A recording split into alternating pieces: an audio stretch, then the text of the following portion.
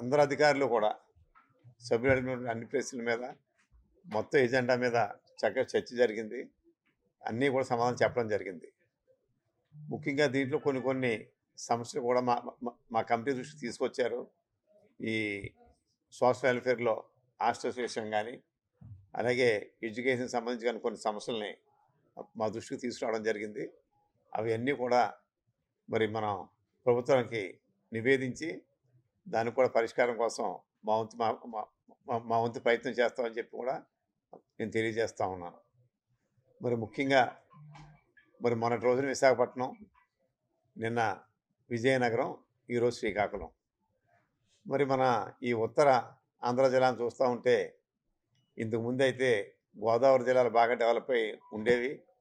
కానీ ఇప్పుడు దానికన్నా మించి అన్ని రంగాల్లో కూడా, ఇటు వ్యవసాయం అవ్వచ్చు, ఇండస్ట్రీస్ కావచ్చు, అన్ని రకాలుగా కూడా ఉత్తరాంధ్ర జిల్లాలో కూడా మంచి మార్పు కనిపిస్తూ ఉంది. మా దృష్టిలో లోపాలేం కనిపించలేదు.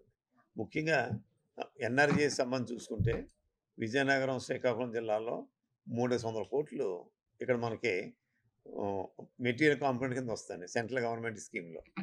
అదే మా గోదావరి జిల్లాలు చూసుకుంటే మ్యాక్సిమం 100 కోట్లు కూడా రాదు, అంటే ఒక్కో జిల్లాకి.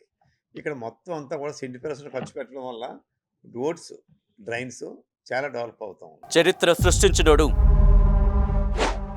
ఇప్పుడు ఆ చరిత్రని తిరగరాయబోతున్నాడు.